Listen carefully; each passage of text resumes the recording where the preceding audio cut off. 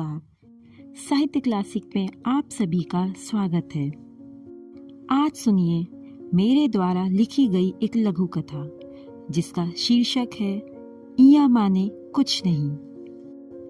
टाट बिछी है, खिड़की पर बैठी चिड़िया भी सुन रही है शाम पट पर खड़िया से जो लिखा गया है, और गले पर ध्वनि का जोर देकर बच्चे रट्टा मार रही हैं। टीचर के हाथ में छड़ी एक एक वर्ण से गुजरती आगे बढ़ रही है। क के माने समझाते समझाते घ तक बढ़ गई।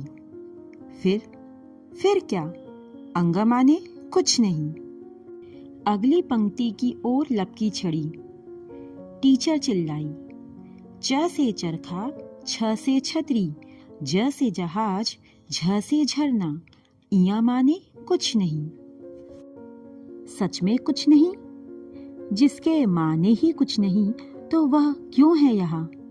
पंक्ति से बाहर क्यों नहीं बिठा दिया गया उसे? हमने तो यही देखा है, जो असंगत है वह विलग कर दिया जाता, फिर इसे क्यों नहीं किया गया? पूछा उस अबोध बच्चे ने बड़ी मासूमियत से। वह तोता न था, होता तोता तो रट लगाए जाता। जंगले पर बैठी चिड़िया सी चूं चूं कर व्यवधान न उत्पन्न करता।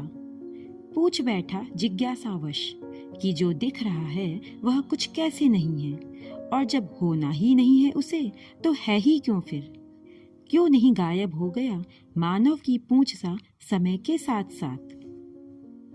प्रश्न के प्रत्युत्तर में प्रश्न ही मिला। ये कैसा सवाल है बेतुका सा? टीचर बोली, जो सदियों से चला आ रहा है वो क्रम से किस तरह अलग हो सकता है? तो क्या उम्र की गिनती उसके बने रहने का कारण है? इसी में उसकी सार्थकता है? तो फिर हमें क्यों अलग बैठा दिया जाता है भोज की पंक्ति में बाकियों से दूर? हमारे माने भी तो सदियों से कुछ नहीं रहे हैं। जानता हूँ दादी अम्मा ने कई दफा बतलाया है, हम तो हैं पर हमारे माने कुछ नहीं होता।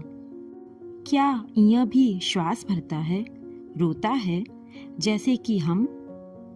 उसे दुत्कार क्यों नहीं मिलती च, छ, ज और झ से? हमारे च, छ, ज और झ ने तो हमें अछूत और निरर्थक ही समझा है हमेशा। टीचर सन और उधर चिड़िया फुर। इधर हाथ जोड़े और आंख मूंद कर बोला बच्चा, हे भगवान, मुझे भी बना दो इया और बैठा दो वर्ण क्रम में। मेरे माने तो कुछ नहीं होगा, किंतु सदियों तक मुझे भी पुकारा जाएगा। क्रम से टूटकर वर्ण हवा में नाच रहे हैं। श्रोताओं, आपको यह कहानी कैसी लगी मुझे कमेंट बॉक्स में कमेंट करके अवश्य बताएं। फिर मिलेंगे एक नई कहानी के साथ। धन्यवाद।